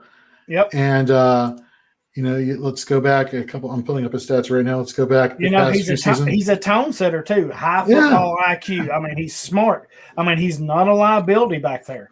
He can cover. He can come down in the box. Just kind of a jack of all trades. So I'll tell you, I'm really surprised that Tennessee let him go. And I think the only reason they let him go, it had nothing to do with price tag. I think it's because they knew they had a Monty Hooker back there, and he was a much cheaper option. That's why they let him go. So, fun fact, Vaccaro had 62 tackles solo on the season. The last time he had 60 was his rookie year. The guy is playing rejuvenated football. Yep. Why wouldn't you want to go grab this guy if he's available and lands in the right situation? That's a good call. I like the Vaccaro call for sure. Yeah. Yeah, I really – we lost a lot of pieces on Tennessee, Jonnu and Corey Davis and stuff like that. But I think we're going to miss Vaccaro. The veteran leadership? Yeah, not that Hooker can't play that role because I think maybe Hooker's a little more talented. Right. But he's going to have to catch up with that leadership, that knowledge, that tone-setting presence. So, totally. Whew, good stuff, guys. Man. Jorge, we got to have you on more often, my man. Shoot, yeah. Thank you very much. It's been a pleasure.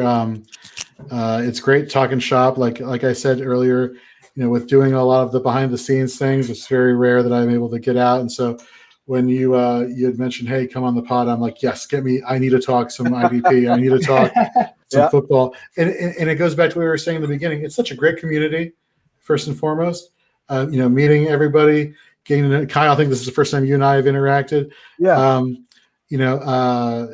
And we all know who we all know. Shame on you, Kyle. You should know who Jorge is. I know.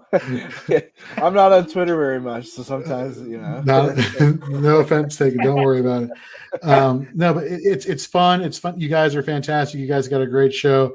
You really put out the information there. You cover things from not just an IDP standpoint, but from like a football standpoint. You make it easy to follow, like where the ebbs and flows are when it comes to defense. And it really helps a fantasy manager really get a better understanding of like not just a player, not just the stats they put out, but how they fit into a situation. I think you guys do a fantastic job, and being able to be on this show with you has been an honor. So thank you very much for inviting me. Well, thank you. I think Kyle will agree. I think it's almost best if you just talk football. Don't try to get fancy. Don't try to get too cute. Just talk about, me and Kyle's in a bunch of leagues together. So we're me and Dan, and that's kind of what me and Dan tried to keep too. Just talk about what we would talk about amongst each other in our leagues, or what our fellow league mates are talking about, because at the end of the day, that's why they're tuning into this. They want to know what we're saying. What do we feel about this player? Whether we agree or whether we disagree. That's, they want these conversations. Jorge, you don't have to ask, man. Open invitation. Anytime you feel the need to chat, talk, say, hey, man, I got to get something off my chest, and we'll put you in here, dude. Thank you. And I'd love to have you guys on our pod as well. Sure. You tell me when, I'll be there. Love it. Love it. Thank you guys very much. I appreciate it. We've covered a lot tonight. You would think after 3 or 4 weeks of free agency, Kyle, we'd have this down pat. But man, it just shows you it's a never-ending cycle, the NFL, their dominance. I mean, March Madness is going crazy right now, and NFL still says, you know what, hold my beer. Right. I got this. It's a monster that I don't know that I've seen in anything. It almost reminds me – the NFL reminds me of Walmart. They got the monopoly on every freaking thing. They got everything you want. They got everything you need. And people can't get enough of it.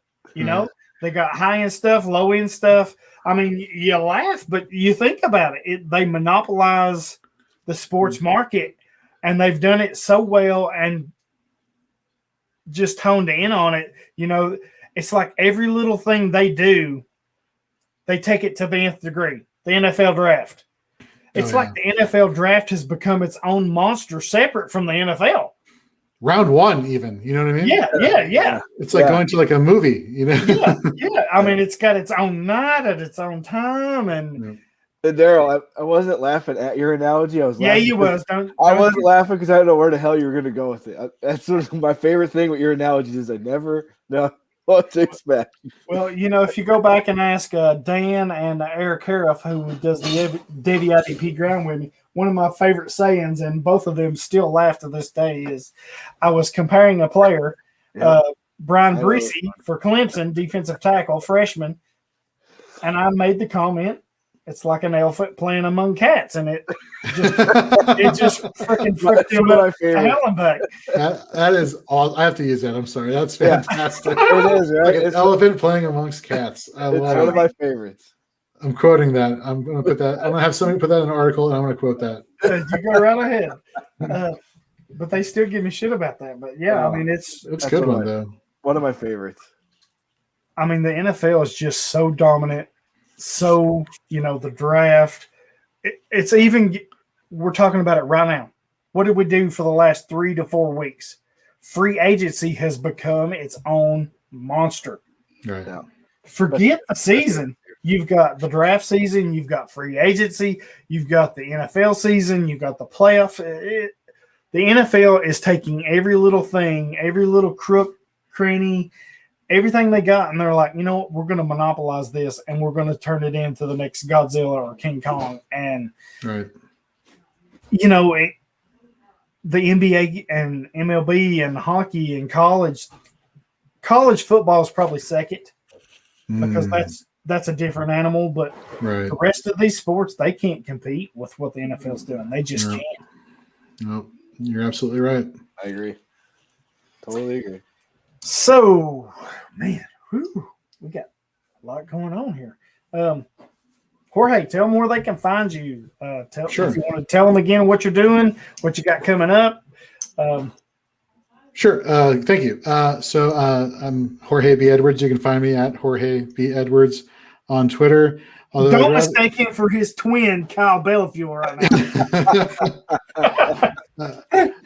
But I'd rather you much rather follow Fantasy in Frames over on Twitter, as well as head over to fantasyinframes.com. Read all of our Dynasty, Redraft, IDP content. We got rankings galore. We got articles coming out. We have not one fantasy football podcast. We have two. One's called Fourth in Frames, which is, you could say, for more of the intermediate to advanced level of fantasy football player. Then we got one coming out called the Four-Eyed Basics, which is kind of like the bridge between like beginners to the intermediate level fans. And we also dabble in fantasy baseball, relief pitching. So if that's your thing, we got a podcast called Perfectly Framed. Right now, I'm doing a lot of behind the scenes stuff, but as we get closer to redraft season and the articles start pumping out more and more and more, I'll be more involved in that. But Hollywood, Kyle, I've had a great time meeting Kyle. Hollywood, you and I, we've been talking for months. It's a pleasure being on here with you guys and getting to know you guys, and I can't wait to get you guys on our pod as well. Awesome, man. Thank you for coming on. I know you like all my heavy metal crazy stuff that I post from time to time on Twitter. So yes, sir. And I won't forget you on the music podcast that I'm working on. I will definitely tag you on that. You too, Kyle. Kyle, tell them where they can find you. What you're doing. What you're screwing up. You can find me on Twitter at KBell54. All my writing and rankings are over at IDP guys with Daryl and all the staff we have there. Some really great people. Then you can find me here because Daryl lets me hang out with them. Yeah, I do let you hang out with me. And I'll tell you, those top 500 rankings that we work on, those are mothers, man. That's brutal. Sheesh. It just says that's hard to say. Top 500. that hurts my mouth just saying that. You guys do amazing work over at IDP, guys. Yeah, thank you. And you do as well. I wish you would put more out as far as for yourself because, man, you're super intelligent. Love to have you on, man. Shoot, we do so much. I don't even know where to begin. You can find me anywhere. Twitter, at Hollywood Titan. You can find me on Reddit, King Titan 1, on the IDP sub, the Davy IDP sub. Facebook, any given Sunday. You can find me at idpguys.org. Do all kinds of rankings, Devy rankings, top 100 Devy rankings. I do the top 500 mixed rankings that Kyle does. We both write. Kyle does some great stuff, by the way. I know I give him a hard time, but Kyle freaking kills it on those articles, buddy. Man. Thanks, buddy. Oh, almost forgot. We're almost done with the profiles, Kyle, for the Davy, the IDP Davy magazines, the rookie magazines. There's an offense, a defense. We're almost done. We're just kind of waiting on some landing spot stuff and some combine pro day stuff figures. But man, we have kicked ass this year on this thing. If you thought last year's was good, it don't hold a candle to this year's. Go check that out. Pre-orders are up. Go get it now. A lot of good people. Me, Kyle, Dan, Eric, Dingus, Joey, Sean, Todd, you name it. So many good writers have joined in to do this, and it is going to be something special. Before we go here, I just want to say thanks for joining us, Jorge. And it was great meeting you, man. This was a blast. Likewise. Thank you very much, guys. I appreciate it. And like I said, you don't have to ask. Just say, hey, man, I need to talk. And you got an open spot here, man. Come fill those thoughts out, man. What to do? We'll get you on for sure. Like I said, we've got all kinds of things we're working on. Be sure to check those out. Thank our sponsors, My Fantasy League, Action 24/7 Sports. Don't forget, starting next week, we're switching over to Anchor instead of Podbean. So we'll still be on all your formats, Spotify, iHeartRadio, all those good stuff, Apple, iTunes, all that. It's just we're switching formats that puts it out there for us, so don't be alarmed. But let everybody know, check that out. Patreon, we usually do a Patreon after. Kyle's feeling he's a little sick, so we're going to have to shift gears and do that Thursday. Hopefully, Jorge, you'll be with us Thursday. Yes, sir. Absolutely. Yeah, we'll be rocking and rolling Thursday night. We'll get out a new Patreon. Sorry if we haven't done one in the last few weeks or so, but unfortunately with Dan leaving, we've had to change over keys and stuff like that and getting set up and doing some stuff. So we're kind of behind. So we'll make it up. Me and Kyle we'll catch it up, but good stuff. Lots of great news, man. I mean, lots of great insight. I love the different views. I like to put mine out there, but I like to put mine out there to see what Kyle thinks about it, to see what Jorge thinks about it, to see what everybody thinks about it. Because I think me and Dan's talked about it for 4 years. If we always agreed, nobody would listen, Right. So I think the difference of opinions, the different insights, the different outlooks that, Jorge, you brought up a lot of stuff tonight that I just was not thinking. I mean, I agreed with you, but it just did not hit my head. So thank you for that, man. You're welcome on anytime. Kyle does great stuff. Check out Kyle's stuff. Anything else from you guys? No, thank you folks for watching and listening. Yep, Yeah. There's a lot of fun, guys. This will drop on YouTube here in a few days, and I don't know who was just talking. I don't know if it's Kyle, if it's Jorge. They're twinning right now, and I just can't with this. I can't with this. So thanks for listening. Please follow us over to Anchor, and we shall see you Thursday with a Patreon, because you know what? We love our Patreons. They're like the cool kids of the class. They get all the insights. They get to hear all the funny shit that I do. Well, they're just good people, Patreons are good people. Yeah. So be sure to check that out. I don't know where I was going with that, but if y'all have nothing else, I think this will be a wrap. All right. Tighten See up, you, everybody. Go Pack, go. Later, No, everybody. No, Kyle. No, nobody's going go Pack, go, Kyle. No, nobody.